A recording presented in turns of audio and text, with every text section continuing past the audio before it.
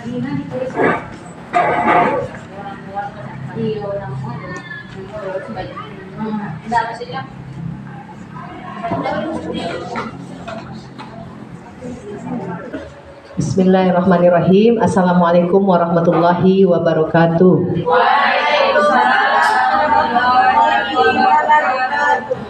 Asyhadu an la ilaha illallah wahdahu la syarikalah wa asyhadu anna Muhammadan abduhu wa rasuluh la nabiyya ba'da.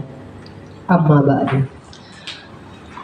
Bapak Ibu semuanya, pertama-tama marilah kita panjatkan puji dan syukur kehadiran Allah Subhanahu wa taala, karena dengan berkat dan rahmatnya kita dapat berkumpul di sini para guru-guru hebat dalam rangka menerima penyampaian materi tentang pemahaman dan pengalaman dalam penerapan budaya positif di sekolah. Selanjutnya, salawat beriring salam tak lupa kita hadiahkan kepada Nabi besar Muhammad sallallahu alaihi wasallam. Allahumma sholli ala sayyidina Muhammad wa ala ali sayyidina Muhammad. Karena dengan perjuangan beliaulah maka kita dapat sampai di titik ini penuh dengan alam yang penuh dengan ilmu pengetahuan seperti saat sekarang ini. Baiklah Bapak Ibu, serta saya mengucapkan terima kasih banyak atas waktu yang telah Bapak Ibu luangkan di sini dalam rangka pelaksanaan kegiatan kita hari ini. Tapi sebelumnya, pertama-tama kita akan membuka acara ini dengan pimpinan kita, yaitu Bapak Zulkifli SPD. Kepada Bapak Zulkifli berkenan untuk membuka acara ini, Pak. Waktu dan tempat kami persilahkan.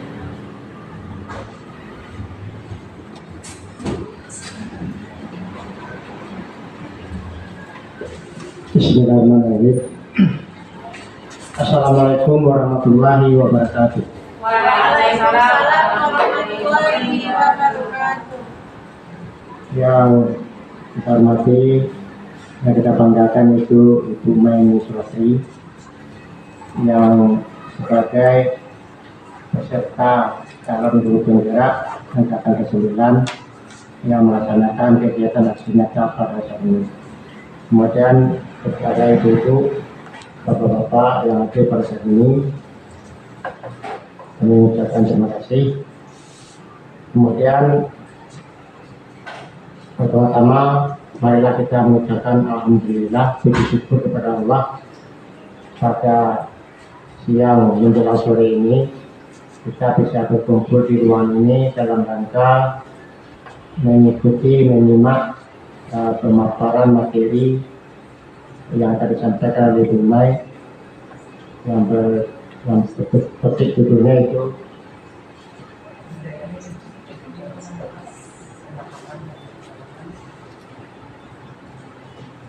budaya positif yang perlu dikembangkan di sekolah. Pada kesempatan ini kami atas nama pimpinan mengucapkan terima kasih dan apresiasi Bu Mai, dan semoga kegiatan ini berjalan dengan lancar. Kemudian untuk kita semua perlu kita pahami bahwa kebiasaan positif ini perlu kita budayakan atau kita kembangkan di sekolah kita dalam rangka meningkatkan proses pendidikan di sekolah kita, yang pada akhirnya nanti diharapkan kualitas pendidikan di sekolah kita ada peningkatan yang signifikan. Adapun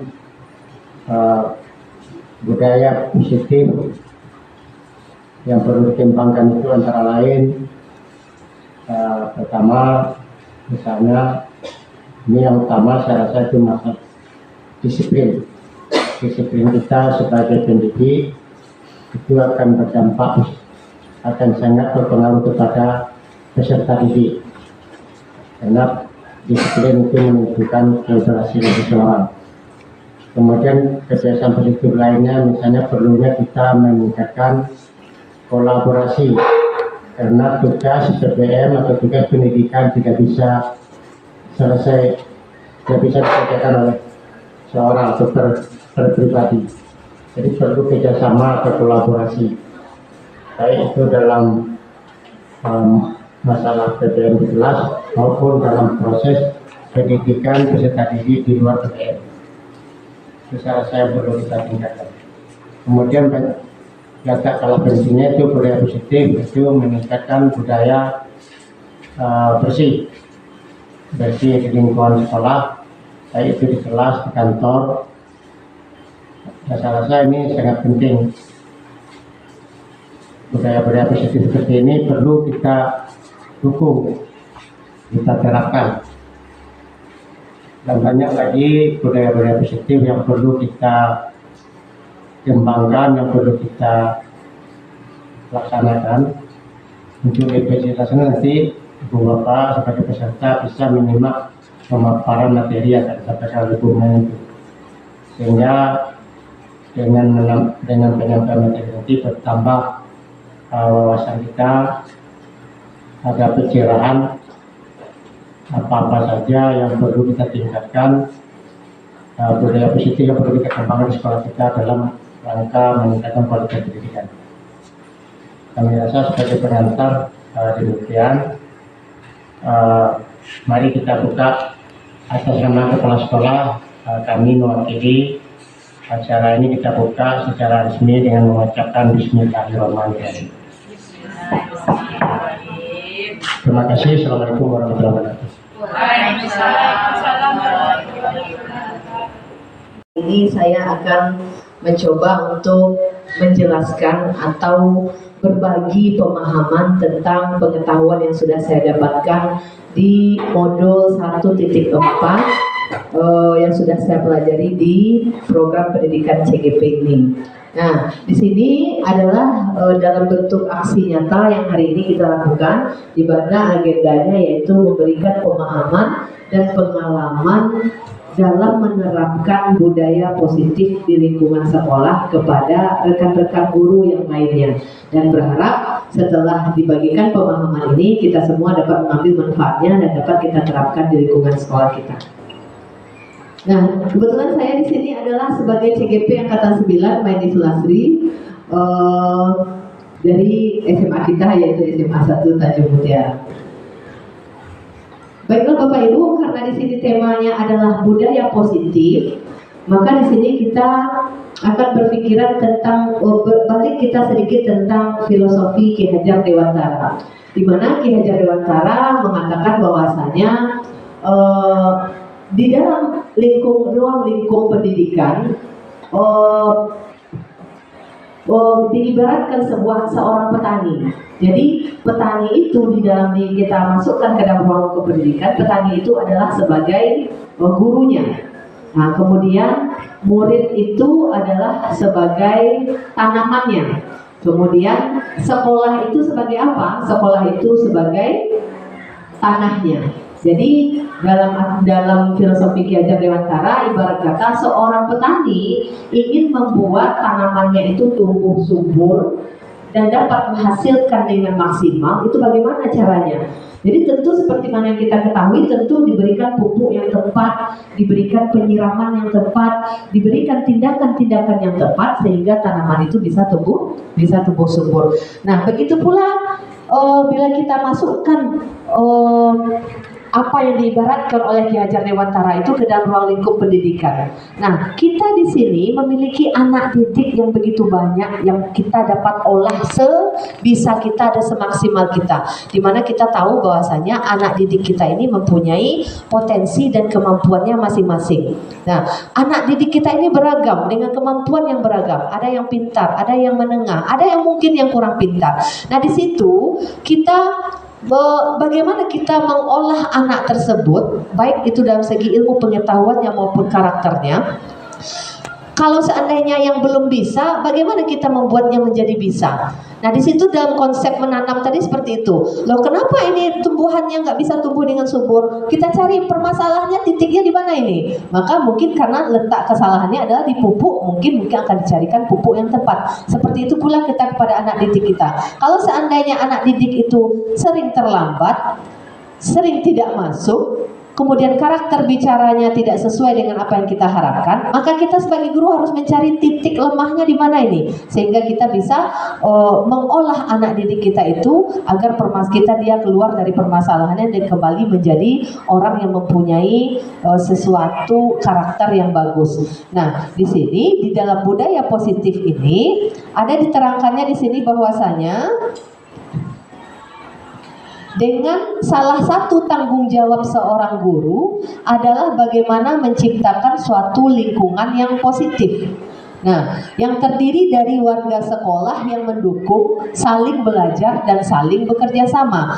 Jadi kalau kita berikan anak didik kita itu dalam suatu lingkungan yang nyaman bagi mereka, maka yakinlah mereka akan dapat mencapai tujuan pembelajarannya, dan dia akan terbentuk suatu karakter-karakter yang positif.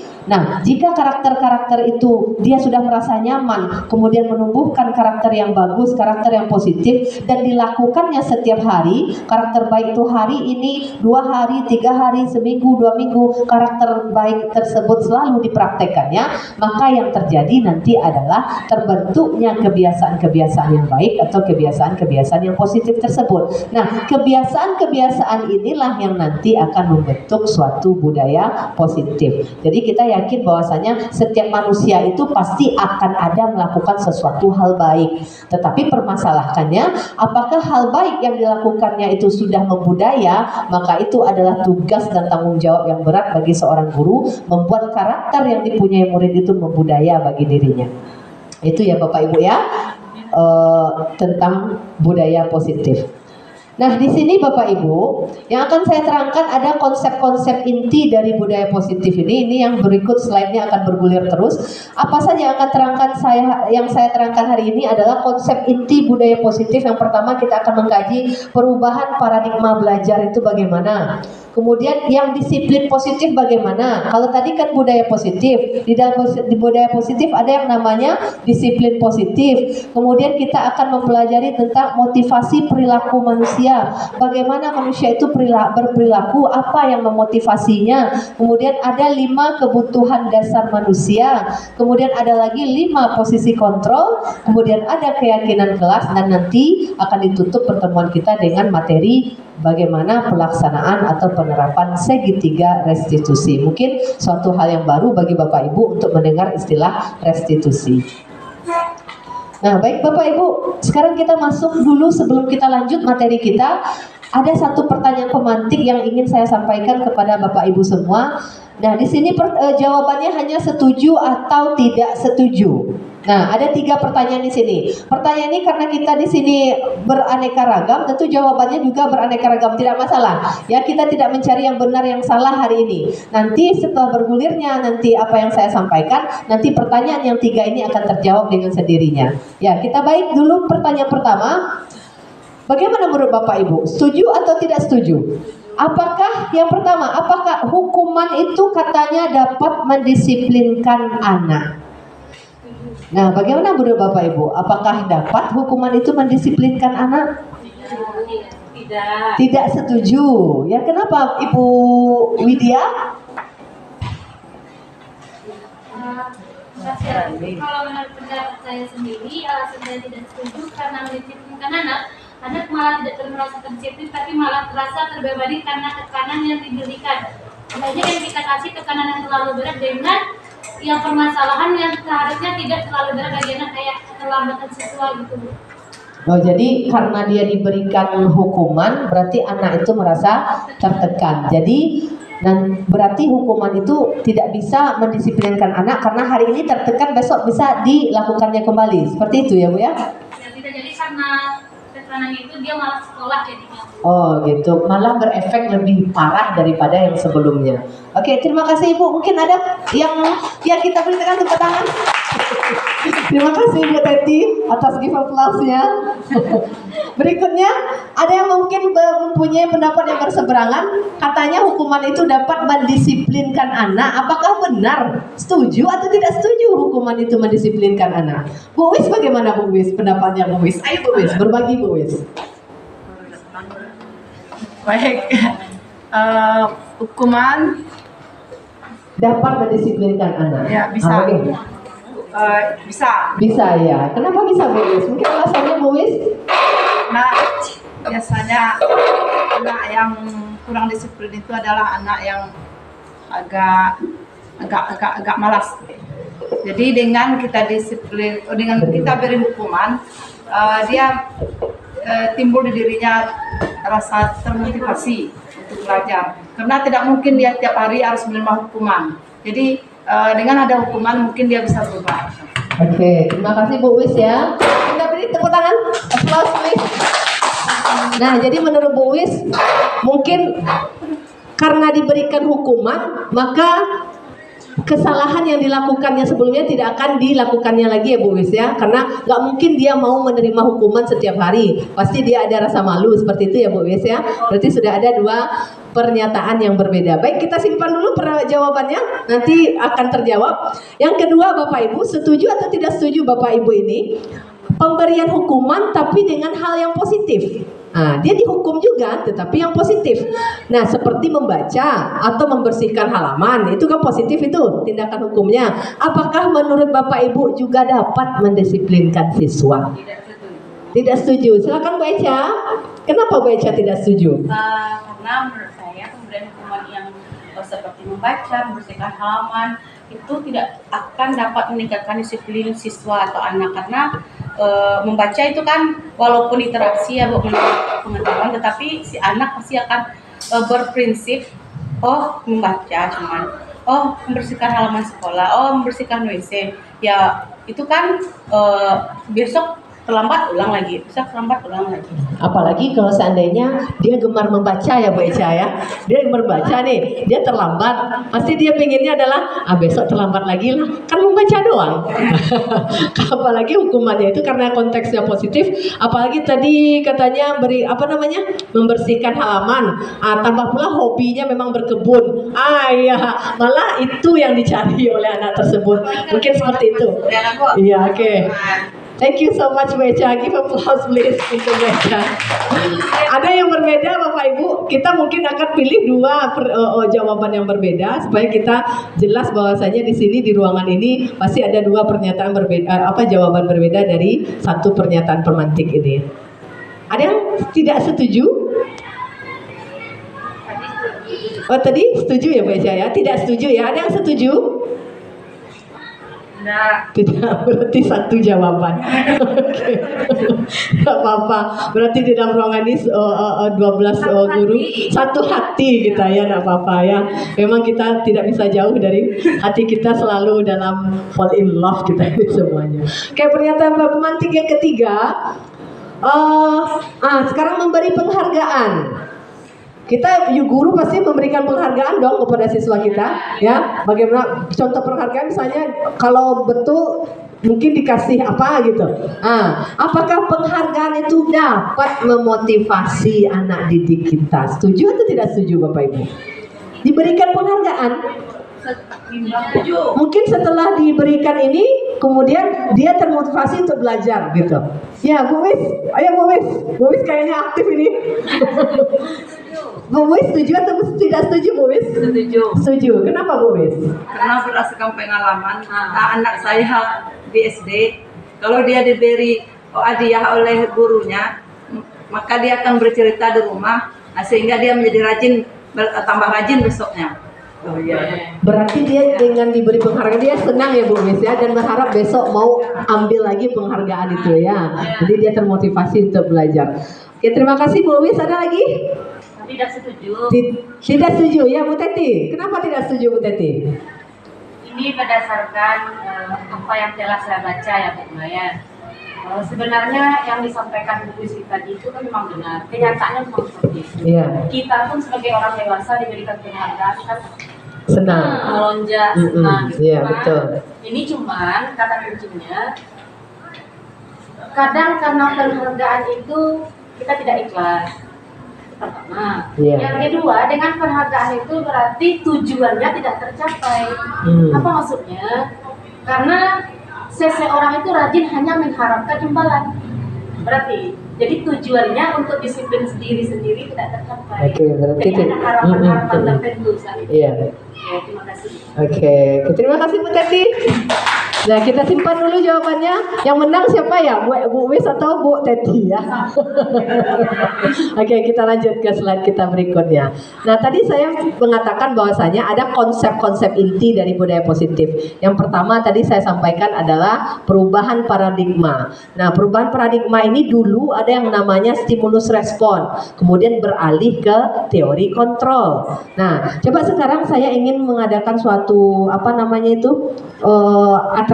bukan atraksi namanya itu ya, percobaan dulu ya. Coba Bapak Ibu genggamkan tangannya satu orang saja, kemudian teman sebelahnya itu membuka genggaman itu, berusaha dengan cara apapun membuka genggaman temannya. Coba Bapak Ibu ya, samping kiri kanannya. Bu Teti mungkin suka sama Bu Ayu, Bu Eca sama Bu Latifah, silahkan.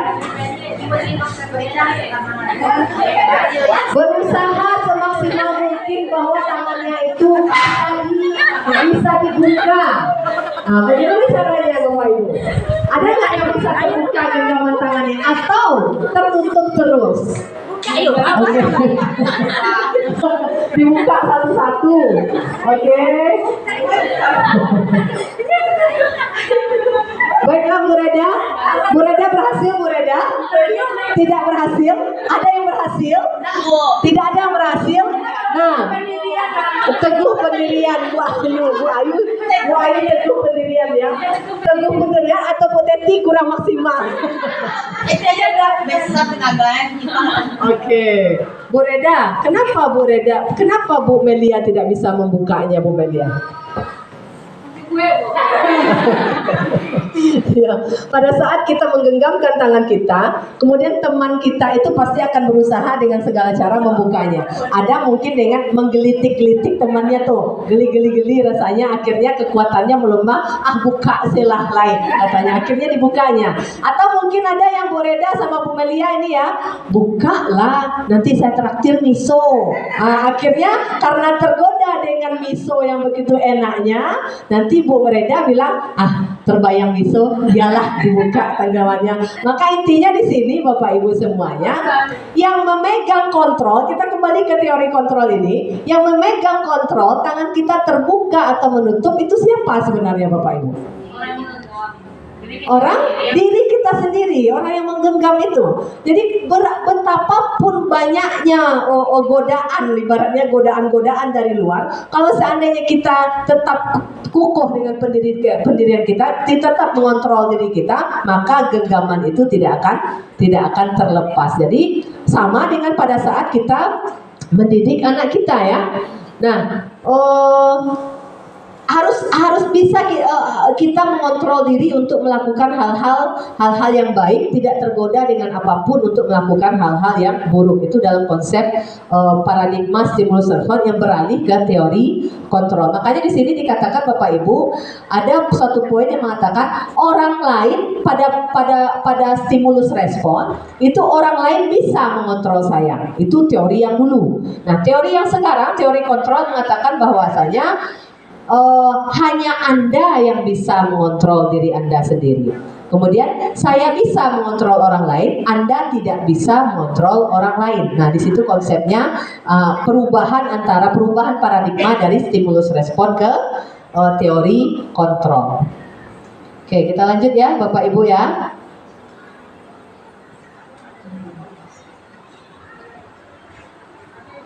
Nah, kita kembali ke makna disiplin itu sendiri. Untuk mendisiplin disiplin positif, apa sebenarnya itu disiplin?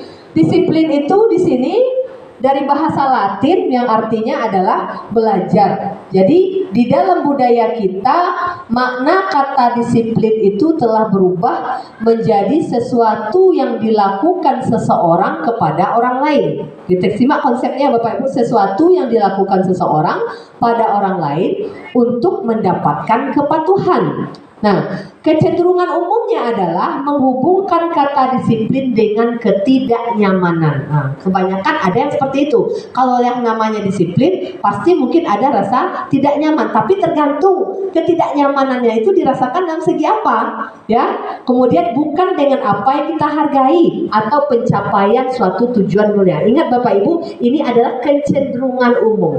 Seharusnya di dalam budaya positif itu apakah memang harus ada ketidaknyamanan? Harusnya tidak ada ya kalau yang namanya disiplin positif. Namun kecenderungan umum yang dirasakan orang pada saat itu kalau sudah dengar kata disiplin pasti ujung-ujungnya tidak nyaman. Kenapa?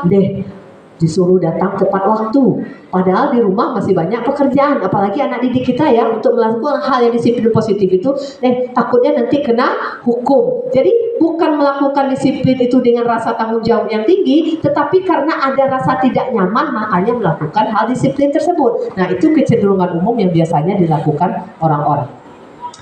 Nah, masuk kita ke poin berikutnya, itu nilai-nilai kebajikan. Di dalam disiplin positif, Bapak Ibu, ada yang namanya nilai-nilai kebajikan. Pasti itu. Kalau disiplinnya disiplin positif, pasti ada nilai-nilai kebajikan. Kita ambil satu contoh saja Bapak Ibu. Sikap yang kita lakukan itu Bapak Ibu, memilih atau membuang sampah pada tempatnya. Nah, itu perilaku yang kita lakukan, membuang sampah pada tempatnya.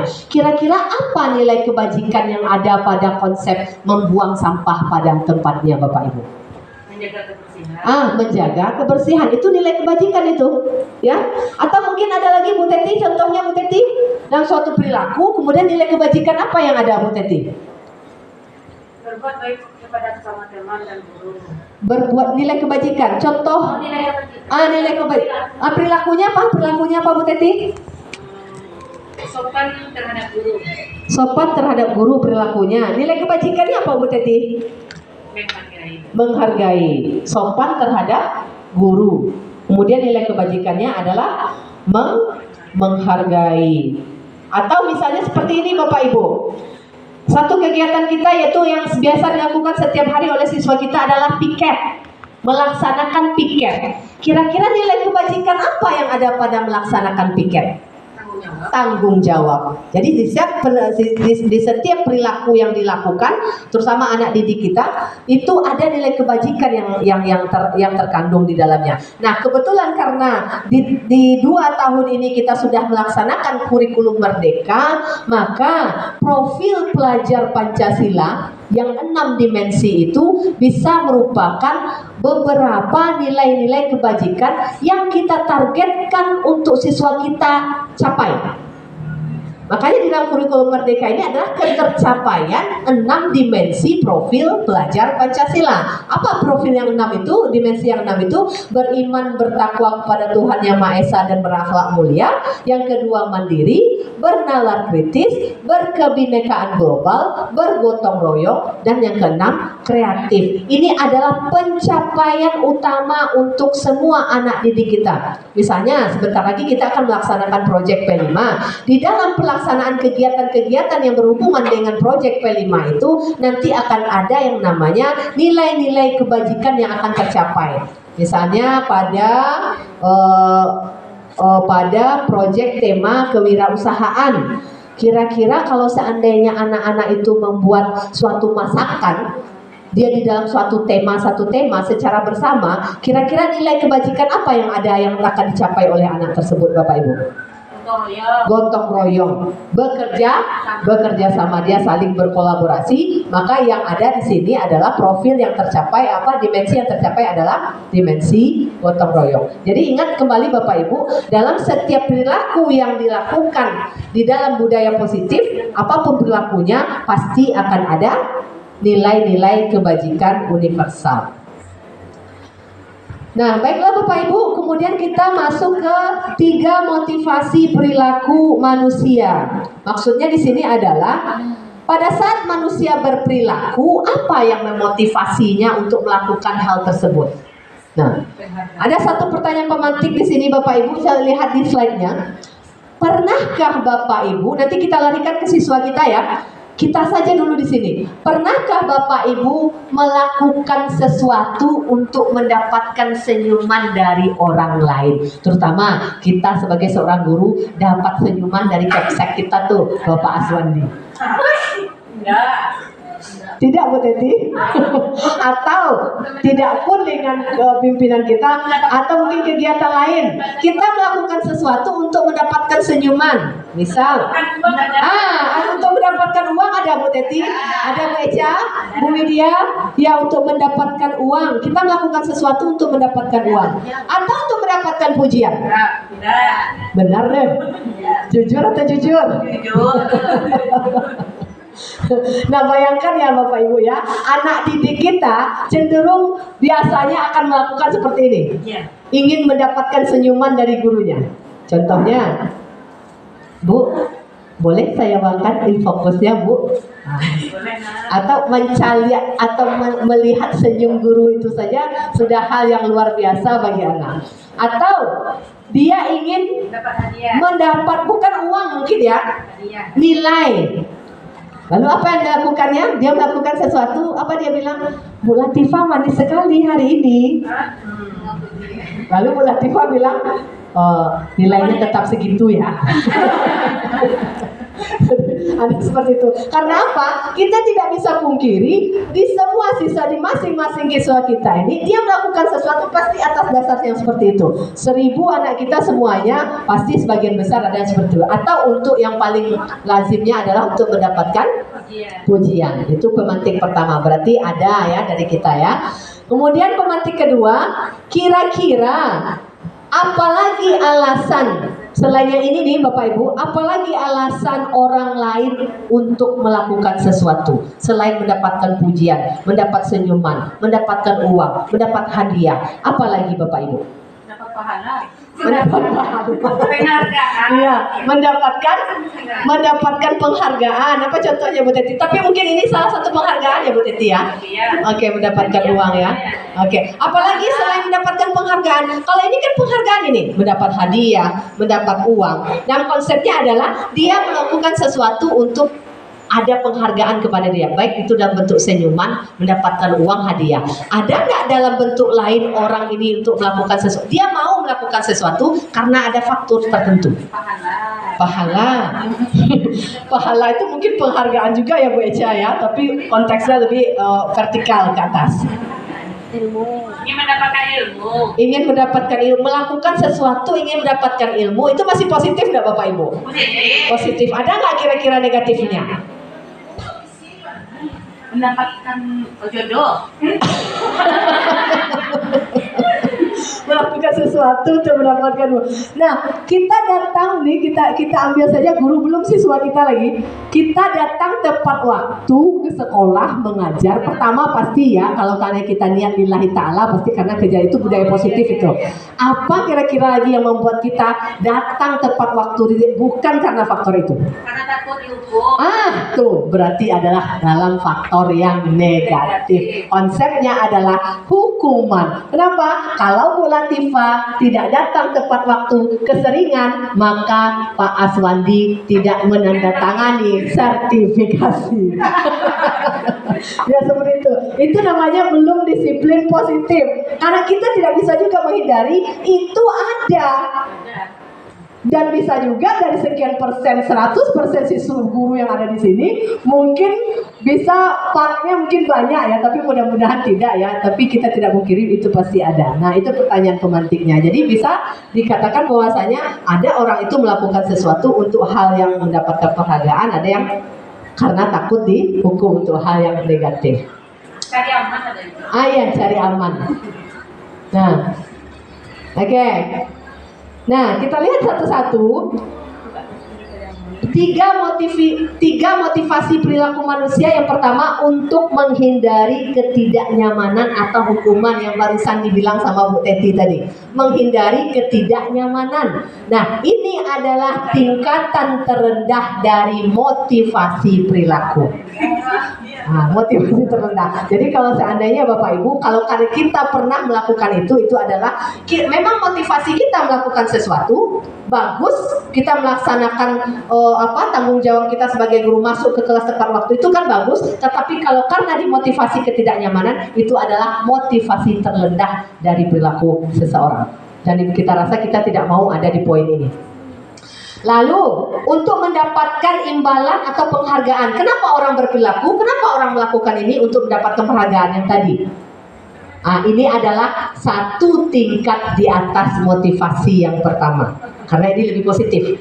Ya, kalau ini kan negatif kesannya, ini lebih positif. Jadi tingkatannya satu di atas yang ketidaknyamanan.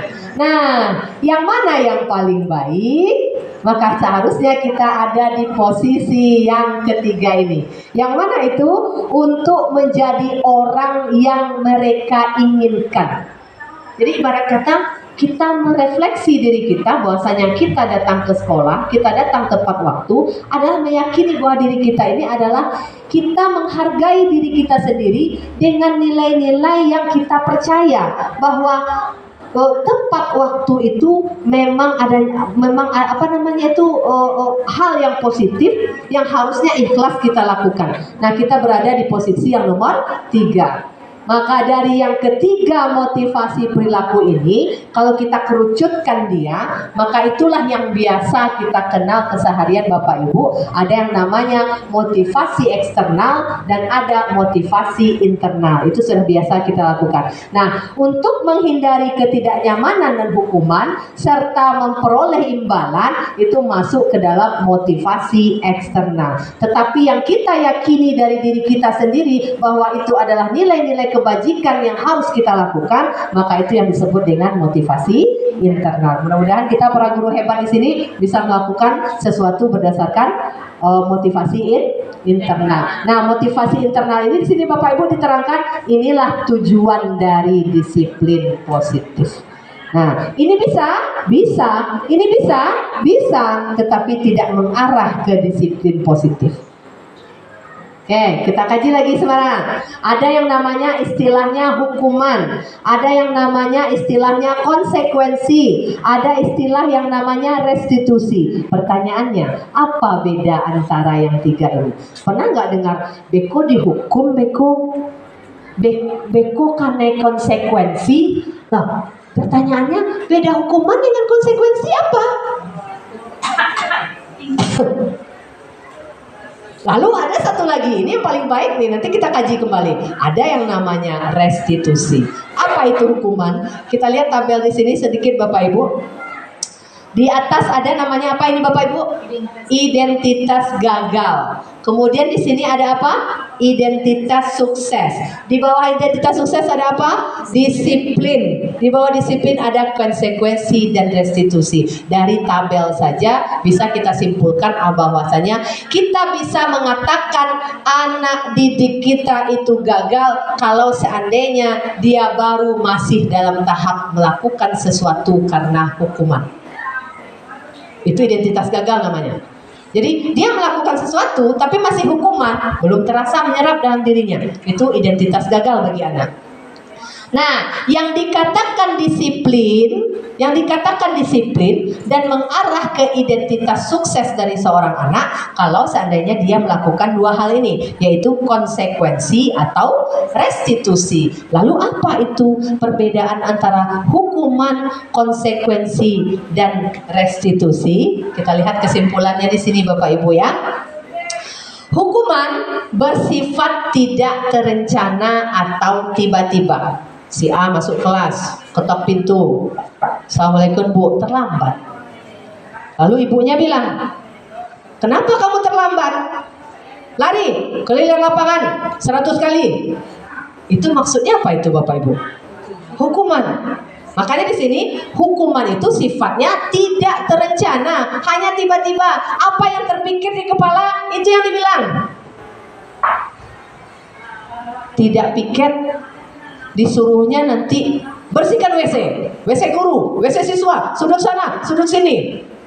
Biasanya hukuman itu sifatnya nyakitin. Bisa nyakitin fisik, bisa nyakitin hati. Pernahkah kita melakukan itu? Pernah. Itu dikaji. Menyakiti mental anak didik kita. Itu yang harus kita lakukan, bahwasanya kita harus menghindari itu supaya identitas gagal dari anak itu tidak muncul. Nah, anak atau murid tidak tahu apa yang akan terjadi. Itu hukuman.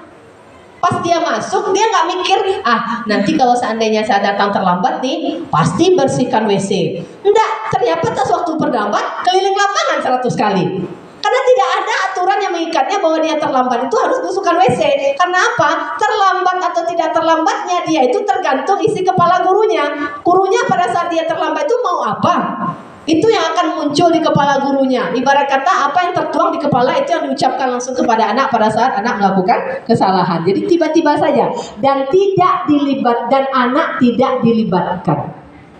Nah, hukuman bersifat satu arah. Satu arah itu maksudnya dari guru saja. Tahukah anak bahwa dia akan, kalau dia melakukan, kalau dia terlambat itu akan dihukum 100 kali? Tidak tahu. Jadi hanya itu dari satu arah, gurunya saja yang membuat seperti itu. Nah, kemudian di sini dan murid hanya menerima suatu hukuman tanpa melalui suatu kesepakatan. Tanpa, ini kata kuncinya, tanpa kesepakatan antara guru dan murid. Nah, hukuman diberikan bila berupa fisik. Itu yang saya bilang tadi, bisa bersifat fisik, dia nyakitin fisik, nyakitin mental siswa. Nah, di dalam disiplin ada kita masuk kembali konsekuensi. Lalu apa konsekuensi itu? Sama sebenarnya, tetapi dia dalam bentuk dalam waktu jangka pendek. Sekolah kita ini kan punya peraturan. Contohnya, kalau anak kita terlambat, kira-kira pertama apa dulu konsekuensinya yang ada di aturan kita? Sudah dibuat aturannya di sekolah ini. Oke, kalau anak kita terlambat, yang pertama yang harus dilakukannya adalah minta izin ke piket. Tahukah anak kalau seandainya terlambat harus minta izin ke piket? Tahu. Itu yang dinamakan konsekuensi. Beda dengan hukuman tadi. Hukuman tadi hanya berdasarkan gurunya saja. Apa yang terpikir oleh gurunya itu yang diucapkan oleh gurunya pada saat memberikan hukuman. Tapi konsekuensi pada saat anak melakukan kesalahan, dia tahu, kalau saya terlambat nih, pasti saya disuruh ke piket dulu nih. Nanti pas di piket, nanti baru ada aturan berikutnya yang akan dilaksanakan oleh siswa tersebut untuk menutupi kesalahannya. Atau misalnya, bolehkah siswa kita membawa HP ke sekolah? Kalau seandainya ada di dalam satu sekolah menerapkan tidak boleh membawa HP dan dituangkan dalam peraturan dan dibuatkan di dalam spanduknya ini, maka itu disebut dengan konsekuensi. Jadi anak tahu pada saat dia bawa HP, yang akan terjadi adalah mungkin HP-nya ditangkap mungkin oleh guru yang bersangkutan, kemudian diproses dulu dengan orang tua, baru nanti dikembalikan. Kalau aturannya memang ada, setidaknya anak tahu bahwasanya pada saat dia melakukan kesalahan itu, ini yang akan dapatnya. Beda dengan hukuman tadi, dia melakukan kesalahan, dia nggak akan tahu apa yang akan terjadi sama dia karena tergantung gurunya. Tidak ada aturan yang mengikat. Itu beda antara hukuman dengan konsekuensi. Nah, coba kita lihat di sini Bapak Ibu ya. Bisa terlihat Bapak Ibu? Kecil ya. Oke, saya bacakan saja. Apakah poin ini termasuk hukuman atau konsekuensi? Ya, dipilih ya Bapak Ibu ya. Mencatat 100 kali di dalam buku kalimat saya tidak akan terlambat lagi karena dia terlambat ke sekolah. Masuk kemana itu? Hukuman. Oke, yang berikutnya, lari mengelilingi lapangan basket karena terlambat hadir ke sekolah. Hukuman. Oke, ini Bapak Ibu guru-guru hebat semua nih ya. Betul saja jawabannya semuanya. Tepuk tangannya dulu supaya lebih meriah, menghilangkan kantuk ketahuan. Kemudian lagi, membersihkan coretan yang dibuatnya di meja tulis. Konsekuensi. Dia nulis nyoret sendiri itu meja, otomatis dia jawab membersihkan meja itu konsekuensi namanya. Kemudian murid diminta push up 15 kali karena tidak menggunakan masker ke sekolah. Nah, jadi apa kuncinya antara hukuman Ibu? Tidak nyambung antara kesalahan dengan yang akan disuruh hukuman yang diberikan. Itu konsep hukuman, nggak nyambung. Dia itu terlambat, tapi yang diberikan adalah push up, atau yang diberikannya adalah keliling lapangan. Nah, coba kita lihat poin yang di sini. Poin yang mana nih? Saya juga bingung pula ini bacanya. Bukan. Peraturan 10 menit. Nah ini, lari mengelilingi lapangan basket 2 kali karena terlambat 10 menit untuk pelajaran PJOK. Konsekuensi hukuman itu Bapak Ibu. Nah, kenapa? Tadi kan lari keliling lapangan kan juga termasuk hukuman. Kenapa sampai di sini dia konsekuensi? Karena pelajarannya PJOK, cocok. Maka di situ konsekuensi. Tapi kalau saya ini, karena misalnya sama Bu Echa nih belajar biologi, Bu Echa sudah di ruangan, kemudian siswanya datang terlambat, tuh kamu bersihkan WC, katanya seperti itu. Nggak matching.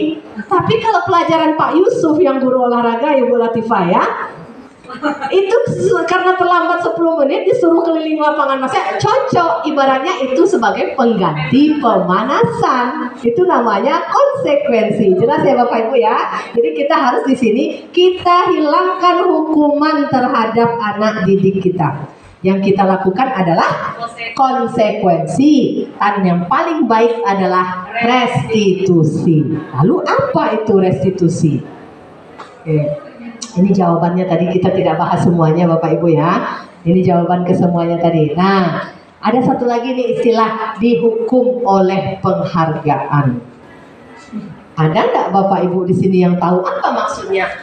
Biasanya kita kan kalau dikasih penghargaan kita bangga ya, kita senang ya. Tapi kenapa ada istilah dihukum oleh penghargaan? Minta pendapatnya Bapak Ibu. Ya, karena contohnya Ibu Nurul, dibaca mungkin ya, silakan baca. dihukum oleh penghargaan ini salah satu contohnya ketika sudah diberikan penghargaan oleh kepala sekolah, misalnya jadi guru yang teladan di sekolah, yang jarang terlambat, ibaratnya guru yang tidak pernah terlambat.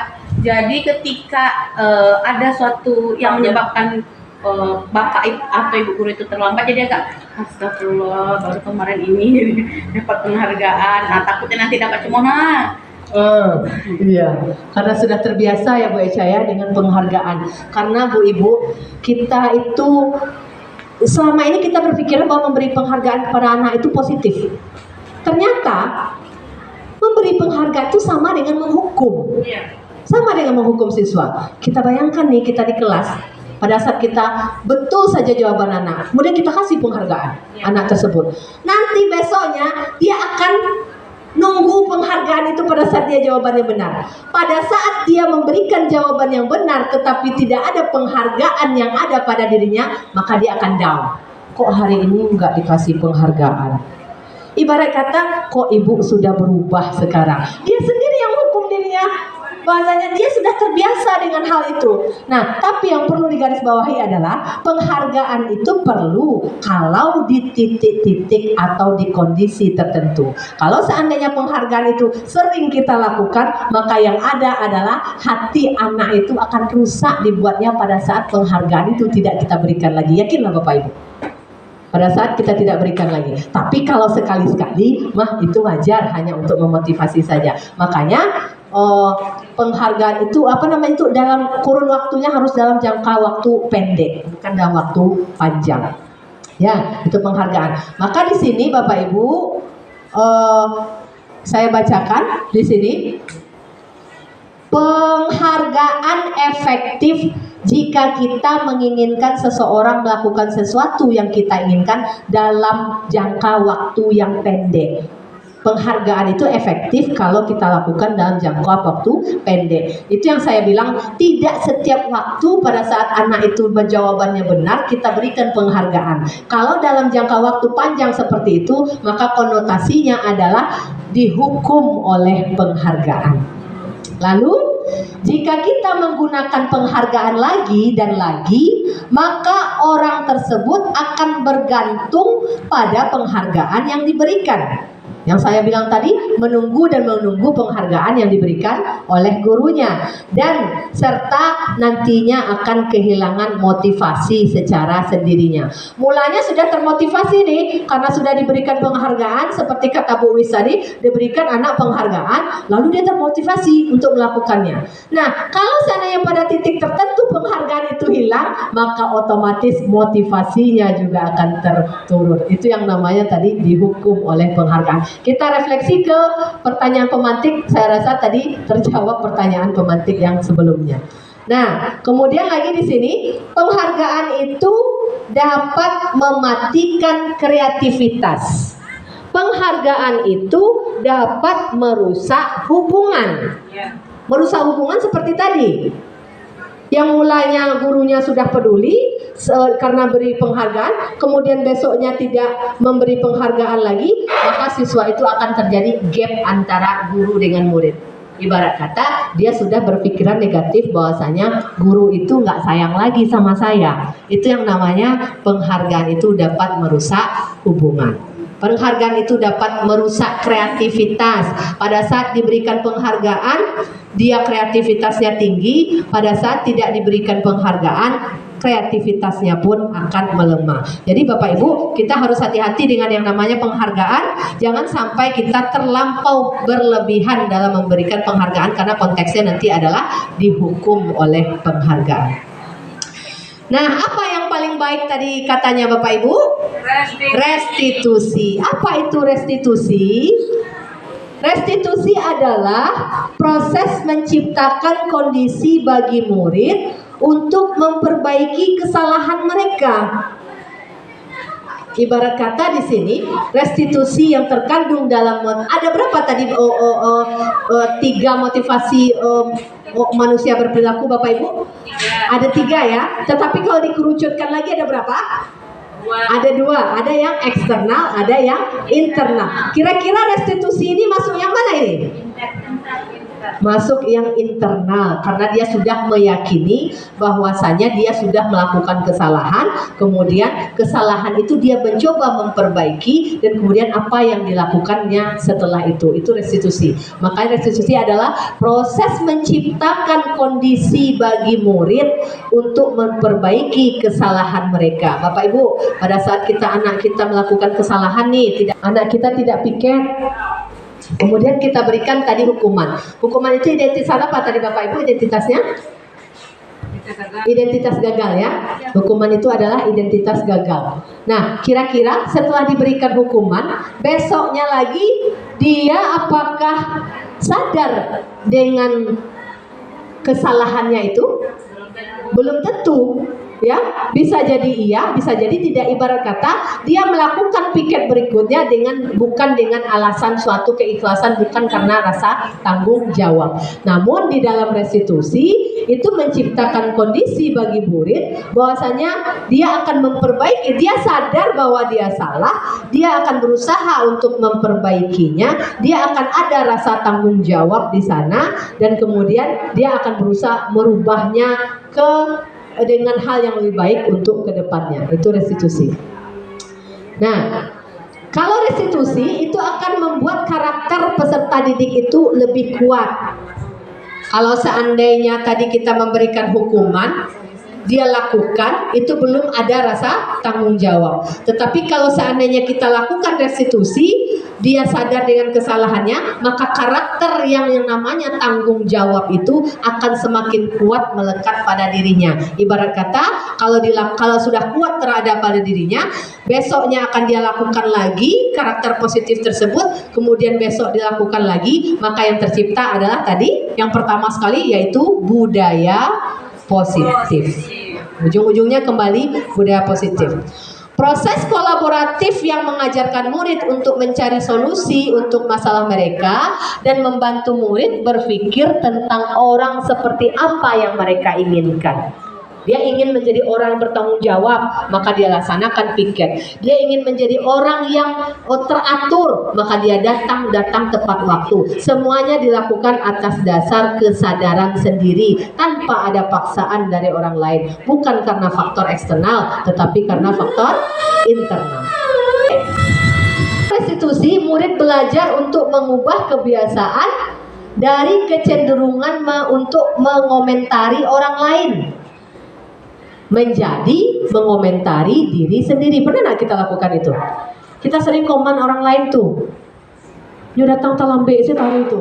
Padahal dia tidak mengevaluasi diri, padahal dia juga sering datang terlambat. Jadi mengubah identitasnya dari mengomentari orang lain menjadi mengomentari diri sendiri. Itu yang namanya atas dasar kesadaran. Itu disebutkan oleh Dr. William Glasser ya, yang menyatakan orang yang bahagia akan mengevaluasi diri sendiri, tetapi orang yang tidak bahagia akan mengevaluasi orang lain.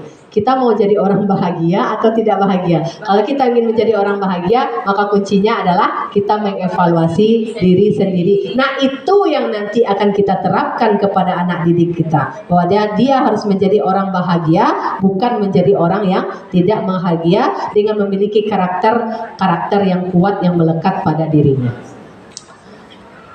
Nah, membuat keyakinan kelas Bapak Ibu, karena tadi ada restitusi, dia menyadari bahwasanya dia harus melakukan karakter-karakter tersebut. Nah, kita bisa dapat cerminannya pada saat kita membuat keyakinan kelas di lokal kita masing-masing. Coba lihat di sini Bapak Ibu, ada jawaban pemantiknya ini. Pertanyaan berikut, mengapa kita memiliki peraturan helm pada saat mengendarai kendaraan roda 2 atau motor? Apa yang kita yakini? Kenapa kita memakai helm saat mengendarai kendaraan bermotor? Memangnya apa yang kita yakini makanya kita memakai helm? Supaya atas dasar keselamatan dan mematuhi peraturan, dan kemudian atas dasar untuk keamanan diri sendiri. Nah, biasanya itu kita membuat peraturan-peraturan yang ada di kelas. Hari ini kita ganti peraturan-peraturan itu dengan yang namanya keyakinan kelas. Di dalam keyakinan kelas ini kita memasukkan nilai-nilai kebajikan apa yang akan kita dapatkan. Jadi bukan seperti ini lagi. Minta contoh satu Bu Teti. Apa contoh peraturan Bu Teti? Peraturan. Ya, peraturan. Kita ganti sekarang peraturan itu dengan yang namanya keyakinan kelas. Tidak ada lagi yang namanya peraturan, tetapi hanya keyakinan kelas. Nah, bahasa keyakinan kelas itu adalah mengandung nilai-nilai kebajikan yang ada di dalamnya. Contohnya apa kira-kira Bu Teti? Peraturan itu biasanya ada makna negatif enggak Bapak Ibu? Jangan merokok misalnya. Jangan merokok, itu aturan. Jangan merokok. Kira-kira kalau keyakinan kelasnya apa itu? Merokok dapat membahayakan. Apa nilai kebajikannya dari jangan merokok? Kesehatan. Nah, menjaga kesehatan diri, menjaga kesehatan dan keselamatan di diri. Atau misalnya, jangan membuang sampah sembarangan, itu aturan. Ada di sekolah kita. Jangan membuang sampah sembarangan, itu peraturan. Kita ganti menjadi keyakinan kelas. Apa kira-kira Bu Eca? Buanglah sampah pada tempatnya. Atau kita masukkan nilai kebajikannya apa? Kebersihan. Kebersihan. Sambung Bu Eca. Kebersihan dan Keindahan. peduli terhadap kebersihan dan keindahan. Ada kata pedulinya di situ. Peduli itu kan salah satu nilai kebajikan. Jadi Bapak Ibu, peraturan-peraturan yang mungkin ada di kelas Bapak Ibu hari ini yang ada di kelas, kita ambil, kita buang, kita ganti dengan yang namanya keyakinan kelas. Tidak ada lagi di dalam keyakinan kelas itu ada kata-kata negatif. Jangan, tidak boleh. Apalagi Bapak Ibu yang negatif? Jangan, tidak boleh, dilarang, tidak ada di situ. Itu namanya peraturan itu. Kita ganti dengan keyakinan kelas dengan memasukkan apa tadi Bapak Ibu? Nilai-nilai kebajikan yang ada di dalamnya. Jadi kesannya lebih positif dan diyakini oleh siswa untuk dilaksanakannya dengan keikhlasan. Kalaulah ikhlas, insya Allah budaya positif itu akan terlaksana dengan sendirinya. Nah, kayak ini Bapak Ibu ya. Bagaimana cara membentuk keyakinan kelas? Bapak Ibu, karena kita di sini adalah guru, maka kita harus tahu bagaimana cara membuat keyakinan kelas. Yang pertama, langkah pertama membuat keyakinan kelas. Keyakinan kelas sifatnya abstrak daripada aturan yang lebih rinci dan konkret. Belum ini ya. Ini itunya itu ya. Aturan ini prosedurnya. Mohon maaf, prosedurnya. Keyakinan kelas itu mempersilahkan murid untuk bercurah pendapat tentang peraturan yang perlu disepakati sekolah. Nah, berarti kita duduk di sini Bapak Ibu, kita sebagai guru duduk di sini, anak murid kita di situ, kita dengarkan curhat mereka. Mereka itu ingin apa? Maunya seperti apa? Beda kalau peraturan Bapak Ibu. Kalau peraturan itu sudah ada stop tertulis saja di dalam situ. Nah, kemudian peraturan itu dilemparkan kepada siswa. Kalau seandainya seperti ini, konsekuensinya seperti ini. Itu peraturan. Tetapi kalau keyakinan kelas, kita berdiskusi, bercurah pendapat, kita dengarkan curah pendapat para peserta didik kita. Nah, setelah curah pendapat, langkah apa lagi yang kita lakukan? Kita catat semua masukan-masukan siswa kita itu. Apa yang dicurhatkannya, apa yang ingin diberitahukannya, kita catat semuanya. Kita catat di papan tulis atau di kertas besar, di mana semua anggota kelas bisa melihat hasil curahan pendapat tersebut. Itu langkah kedua. Langkah pertama apa tadi Bapak Ibu? Mendengar curahan pendapat. Yang kedua tadi mencatatnya. Lalu apa setelah itu? Susun keyakinan kelas sesuai dengan prosedur pembentukan keyakinan kelas. Ganti kalimat-kalimat dalam bentuk negatif menjadi positif. Kalau masih ada anak didik kita tadi yang bercurah pendapat, Bu, jangan piket terlambat. Misalnya curah pendapatnya seperti itu. Kita tulis dulu. Maka nanti di prosedur ketiga kita ganti kata jangan yang dicurahkan pendapat oleh anak didik kita dengan kata-kata yang positif. Nah, setelah kita ganti menjadi yang positif, prosedur berikutnya apa lagi? Tinjau kembali curahan pendapat itu sesudah dicatat. Kemudian Anda mungkin akan mendapati bahwa pernyataan yang tertulis di sana masih banyak yang berupa peraturan-peraturan. Jadi kalau setelah kita ganti ke yang positif, kalau masih ada nadanya seperti nada peraturan, kita ganti atau perlu kita buang saja. Yang penting tidak ada konsep peraturan di sini. Lalu langkah berikutnya, tinjau ulang keyakinan kelas secara bersama-sama. Lalu setelah itu warga sekolah dipersilahkan meninjau ulang dan menyetujuinya. Alah ditinjau ulang Bapak Ibu, dikembalikan kepada saya bagaimana anak-anak setuju seperti ini keyakinan kelas bersama. Kalau seandainya dia setuju, maka langkah terakhir kita adalah menempelkannya ke dinding kelas. Dibuat oleh salah satu murid, mungkin dibuat, dicatat bagus-bagus, kemudian ditempelkan di dinding dengan versi kreativitas mereka masing-masing. Oke. Nah, sekarang Bapak Ibu, setelah kita membuat keyakinan kelas tadi, kita ini akan belajar tentang 5 kebutuhan dasar manusia. Apa saja? Kita harus tahu Bapak Ibu sebagai guru itu kebutuhan. Kenapa anak kita itu melenceng dari peraturan? Karena kebutuhannya tidak terpenuhi. Jadi jangan Bapak Ibu pada saat anak kita itu sudah melakukan kelas kesalahan, kita cari kebutuhan apa yang tidak dia terpenuhi, lalu bagaimana antisipasi kita untuk membuat kebutuhannya itu menjadi terpenuhi sehingga untuk masa depannya dia tidak melenceng lagi dari yang dia lakukan pada saat itu. Nah, apa 5 kebutuhan dasar itu? Yang pertama, kebutuhan untuk bertahan hidup. Misalnya kesehatan, rumah, makan. Bisa kasih contoh Bu Eca? Kenapa anak itu melenceng dari segi kebutuhannya bertahan hidup Bu Eca? Misalnya ketika belajar ada siswa yang keluar masuk, dia izin makan, ya berarti dia kebutuhan bertahan hidupnya belum terpenuhi. Iya. Dia izin untuk makan. Iya, satu sikap siswa kita, kalau saya kita melihat siswa kita sering keluar masuk, kadang kalau kita sebagai guru kan terpancing emosinya tuh, keluar masuk aja ke radio. Padahal sebenarnya tadi pagi dia belum makan, makanya dia tadi sering keluar masuk.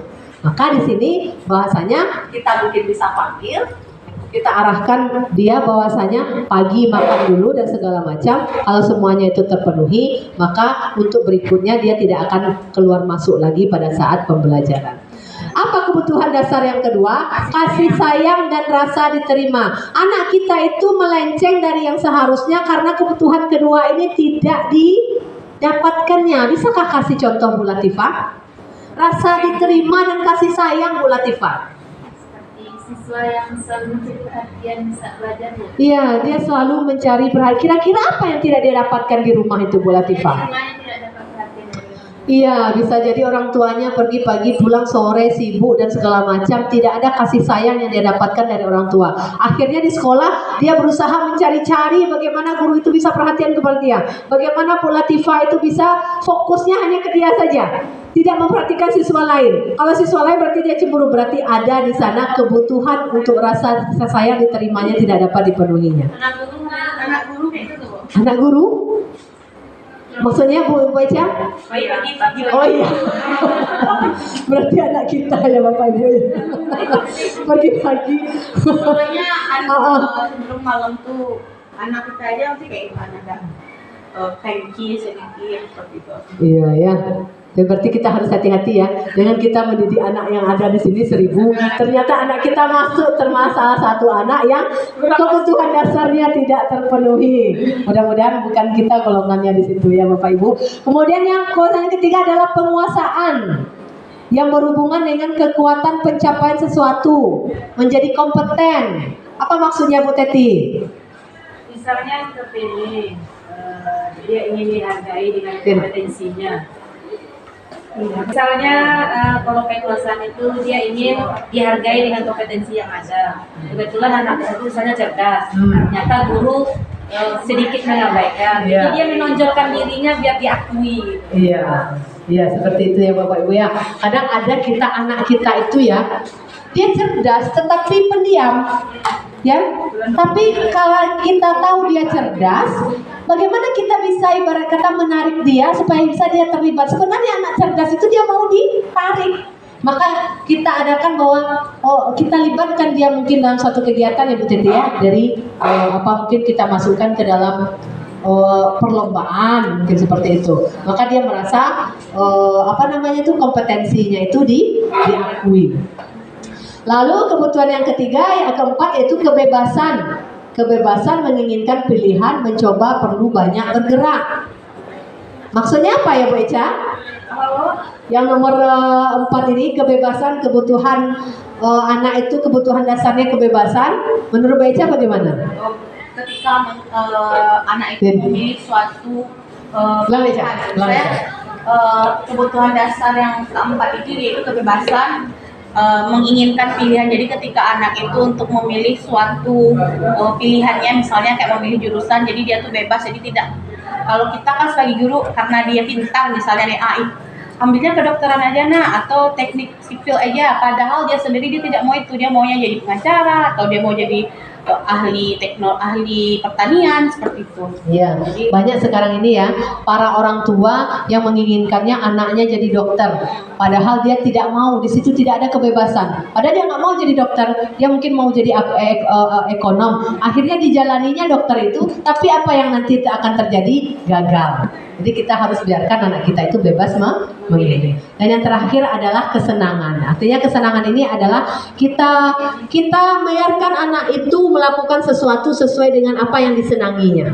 Ya, itu adalah 5 kebutuhan dasar. Nah, 5 kebutuhan dasar ini harus kita sebagai guru itu harus jeli memperhatikannya. Di titik mana dia tidak terpenuhi, maka disitulah poin kita untuk mencari kelemahannya, untuk kita tutupi sehingga kebutuhan dasar yang tidak dia penuhi itu dapat terpenuhi dengan arahan dan binaan kita sebagai seorang guru. Tugas kita berat Bapak Ibu sebagai seorang guru untuk membuat anak didik kita berhasil. Nah, di dalam restitusi, kita kembali restitusi Bapak Ibu, ada yang namanya 5 posisi kontrol. Kita mengenal 5 posisi kontrol. Posisi kontrol kita sebagai seorang guru, ada yang namanya sebagai penghukum. Itu yang seperti tadi. Kenapa kamu datang terlambat? Emang kamu tidur tadi jam berapa? Nggak mikir kamu? Kepala kamu di mana? Itu ibarat kata penghukum. Lari kamu keliling lapangan. Itu fungsi kita. Kita hindarkan posisi kontrol kita sebagai penghukum dalam hal ini, karena itu tidak baik. Ada guru yang melakukan itu? Ada. Ya. Kemudian pembuat rasa bersalah. Ada seorang guru itu yang membuat anaknya itu seperti merasa bersalah. Contohnya ya Bapak Ibu ya, dia nggak kasar. Kalau penghukum bahasanya kasar, guru itu bahasanya kasar. Tapi kalau pembuat rasa bersalah, gurunya ngomong seperti ini nih. Kenapa anak ibu terlambat? Kan ibu jadi sedih jadinya. Kalau terlambat seperti ini, banyak anak murid ibu yang terlambat. Nanti bapak kepala sekolah nyangkanya ibu nggak bisa mendidik siswa-siswa ibu semua. Bicaranya halus, tapi tetap apa kata anak, dia merasa, sudah bersalah saya sama ibu. Berarti ibu nanti dimarahi sama Kepsek, dikatakan tidak bisa mengelola anak dengan baik. Itu guru yang selalu ngomongnya itu lambat, lembut, tetapi mungkin lebih parah dari penghukum. Menciptakan rasa bersalah pada diri anak. Jadi kita juga tidak boleh menjadi guru yang dalam posisi kontrol penghukum atau posisi pembuat rasa bersalah. Karena di sini dikatakan bahwasanya guru yang memposisikan dirinya sebagai pembuat rasa bersalah, maka di sana adalah identitas gagal. Nah, identitas berhasil, identitas sukses kepada diri anak. Kalau seandainya kita posisikan diri kita sebagai seorang guru, sebagai teman, sebagai pemantau, dan sebagai manajer. Dan yang paling baik adalah sebagai seorang manajer. Kalau teman bagaimana itu? Teman seperti ini Bapak Ibu.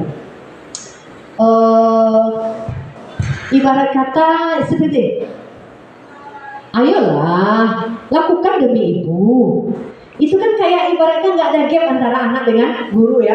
Ayolah lakukan demi ibu. Nah, jadi kalau seandainya dia tidak melakukan itu, gimana rasanya itu ya? Kita merasa mana kamu tidak mau, ibu masa kamu tidak mau? Ingat tidak ibu pernah bantu?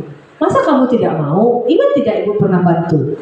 Ibarat kita bicara dengan teman-teman kita, tetapi di situ tidak ada rasa tanggung jawab kepada diri siswa tersebut. Ibarat kata ini semuanya dibiarkan saja gurunya. Tidak ada rasa tanggung jawab, ketergantungan ya Bu Eca ya, ketergantungan terhadap guru tersebut karena posisi kita sebagai seorang teman kepada anak murid kita. Nah, kemudian pemantau Bu Eca bagaimana kira-kira Bu Eca? Posisi pemantau? Sesuai aturan. Ya, dia harus sesuai dengan aturan. Nah, ada sanksi, ada konsekuensi nanti yang akan didapatkannya. Dan itu nanti memang ada identitas suksesnya. Tetapi yang paling baik adalah posisi kontrol kita sebagai seorang guru adalah sebagai posisi manajer. Oke, pada pasal.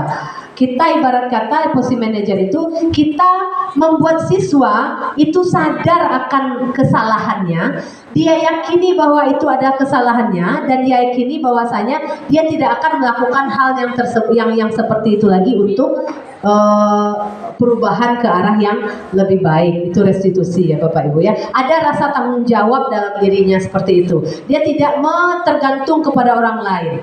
Dia tidak dia merasa melakukan sesuatu itu dengan keikhlasan. Kita buat posisi kita sebagai manajer untuk menciptakan rasa tanggung jawab terhadap diri peserta didik kita pada saat dia melakukan kesalahan. Nah, coba lihat pertanyaan Bapak Ibu. Ada pertanyaan di sini. Saya kecewa sekali dengan kamu. Bahasa seperti itu adalah posisi kita sebagai pembuat rasa bersalah. Kemudian kamu tidak pernah benar-benar melakukannya. Kamu orang atau tidak ini? Nah, itu biasanya kalau posisi guru yang seperti itu adalah penghukum. Jangan ya Bapak Ibu ya, jangan lakukan seperti itu. Kemudian, ayolah lakukan demi ibu. Itu bahasa guru sebagai seorang teman. Kemudian pemantau, apakah kamu mau mendapatkan stiker bintang ini? Ibarat kata dia melakukan itu karena ada aturan mendapatkan stiker bintang. Itu adanya pemantau. Kalau manajer seperti ini Bapak Ibu. Bagaimana kamu bisa menyelesaikan masalah ini? Kita bertanya kepada murid, bukan kita yang mencarikan solusinya, tetapi dia sendiri yang mencari solusi. Dia sadari kesalahannya dan dia sendiri yang mencari solusinya. Itu yang ibarat kata dia menciptakan keyakinan ke dalam dirinya bahwa tadi perbuatan yang dia lakukan salah itu, dan dia yakin bahwasanya yang kurang dari dirinya adalah seperti ini dan besoknya akan dia lakukan perubahan. Bukan kita yang menyuruhnya. tetapi dia yang sadar sendiri. Jadi konsep restitusi adalah siswa itu menyadari kesalahannya dan mau bertanggung jawab. Kalau penghukum, kamu selalu yang jadi terakhir. Kapan kamu yang pertamanya ini? Dari dulu kamu terakhir terus. Terlambat terus, terakhir terus. Kamu mau jadi anak bodoh di kelas ini? Oh, itu lebih ekstrim lagi. Mau tinggal kelas. Nah, itu posisi guru. Itu posisi guru sebagai penghukum. Kira-kira ada nggak ya seperti itu, Mbak? Banyak ya ibu-ibu ya, banyak sekali ya. Alhamdulillah.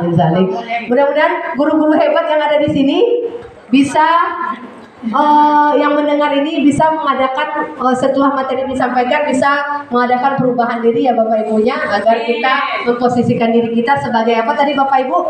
Sebagai seorang manajer, dan itu ada dalam praktek segitiga restitusi. Ya, kita lihat di sini sedikit Bapak Ibu. Segitiga restitusi itu ada 3 langkahnya. Yang pertama menstabilkan identitas, yang kedua validasi tindakan yang salah, yang ketiga ada menanyakan keyakinan. Ini kan ada nih Bapak Ibu ya, ada siswa yang datang, Bu,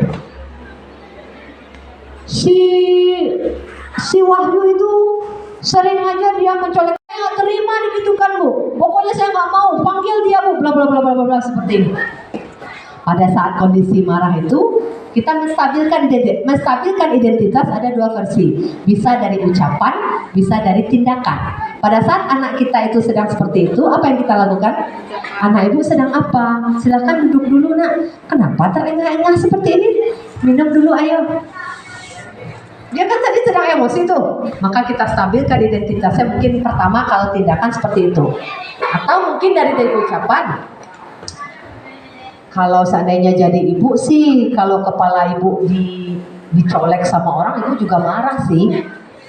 Ibarat kata pada saat kita ngomong seperti itu kepada anak itu, dia akan merasa, ibu kayaknya di posisi saya nih, ibu kayaknya belain saya nih. Berarti dia stabil dulu identitasnya dulu. Dari yang marah tadi dia sudah teredam. Itu namanya menstabilkan identitas. Nah, setelah stabil dengan gaya yang marah-marah tadi sudah mulai tenang, baru kita nanti memvalidasi ke tindakan yang salah. Sebenarnya mungkin pada saat kawannya nyolek kepalanya, yang salah itu dia sebenarnya. Nah, mungkin kita bisa korek pernyataan-pernyataan dia bagaimana, baru kita masukkan nanti kita apa namanya itu? Kita ajak dia mengevaluasi diri dari kejadian tersebut, yang salah itu di mana, sampai dia menemukan titik temu, siapa tahu nanti dia yang salah dan dia mengakui kesalahannya.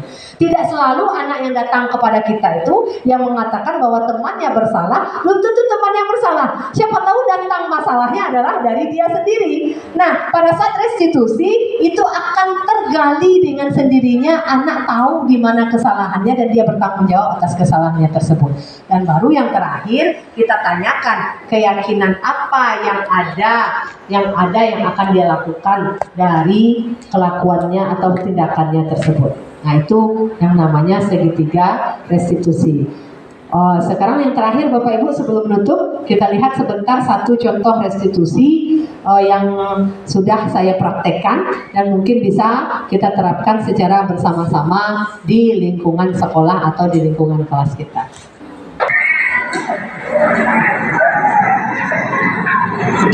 Begini Agnes, Ibu lihat di rekam kehadiran Ibu, Agnes sering tidak hadir sama Ibu dalam mata pelajaran bahasa Inggris. Dan Ibu juga lihat kalaupun hadir sering terlambat. Apakah Agnes ada masalah?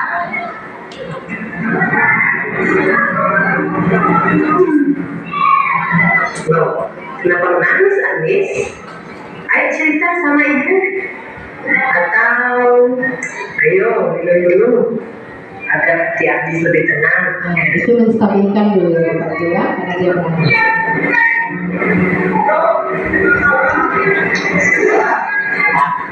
Bagaimana? Sudah sedikit lega? Sekarang sudah bisakah Agnes bercerita sama Ibu? Begini Bu, Agnes tidak mau lagi ke sekolah. Agnes bosan seperti ini terus Bu. Agnes capek. So, maksud Agnes bagaimana? Ibu jadi tidak mengerti. Dalam kondisi marah, Agnes bosan Bu, setiap hari kedua-dua hari selalu marah-marah. Dia membangunkan Agnes pagi-pagi selalu marah-marah. Pulang terlambat dikit marah, main HP marah, nonton TV marah. Agnes capek Bu, Agnes bosan, kepala Agnes sampai pusing. Coba deh kalau ibu jadi di posisi Agnes, pasti bukan merasakan hal yang sama kan Bu? Iya juga sih, kalau kita sering dimarahi, pasti kita merasa tidak nyaman. nah di situ menstabilkan Bapak-Ibu ya, menstabilkan. Memangnya orang tua Ani dan membangunkan Ani pagi-pagi beberapa kali. Kalau Ibu Ani sih sudah sampai 4 kali katanya, dan Ani nggak bangun-bangun. Kalau nonton TV berapa lama? Sampai 3 jam Bu, setelah Ani pulang sekolah. Kalau main HP? Ya setelah nonton TV. Oh begitu. Sekarang Ibu mau tanya, apakah Agnes punya adik di rumah? Punya Mbak.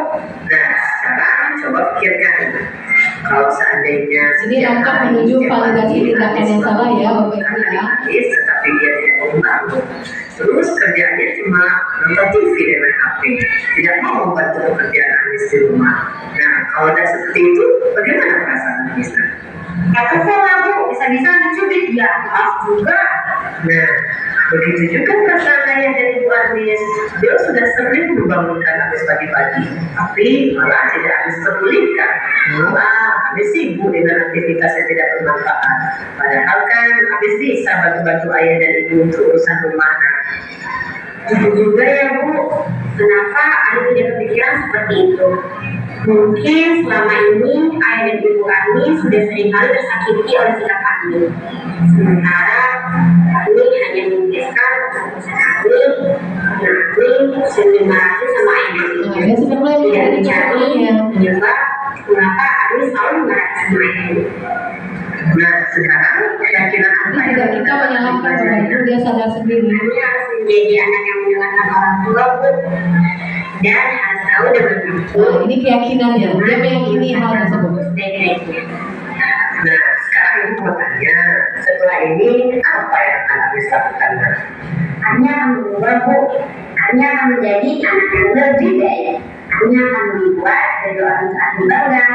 Tapi sebelum itu, hanya akan minta maaf kepada ayah dan ibu. Bagus sekali, Ibu sangat terharu. Besok sebelum Ibu masuk, Ibu sudah lihat kami ada di kelas ya nak. Harus tepat waktu. Ya Bu, terima kasih Bu. Sama-sama nak. Oke. Ya. Selamat sore adik. Ya, itu kira-kira Ibu ya, Bapak Ibu, kalau seandainya kita anak-anak kita ada masalah, mungkin kita bisa posisikan diri kita sebagai manajer dengan mempraktekkan langkah-langkah restitusi yang akan dapat memecahkan masalah mereka. Baik Bapak Ibu, mungkin itu adalah penyampaian terakhir dari sesi kita kali ini. Mudah-mudahan semua konsep-konsep inti yang ada pada budaya positif ini dapat kita terapkan dengan baik, dapat kita terapkan di sekolah kita dan dapat menjadi jalan keluar bagi perubahan di sekolah kita ini. Jadi tidak hanya bagi gurunya, tetapi juga akan menciptakan perubahan bagi anak didiknya dalam rangka menuju ke budaya yang positif. Baik Bapak Ibu, terima kasih atas waktunya kali ini. Mudah-mudahan banyak membawa manfaat. Sebelumnya saya mohon maaf atas segala kekurangan atas penyampaian saya di sini. Saya tutup dengan Assalamualaikum warahmatullahi wabarakatuh. Waalaikumsalam warahmatullahi wabarakatuh.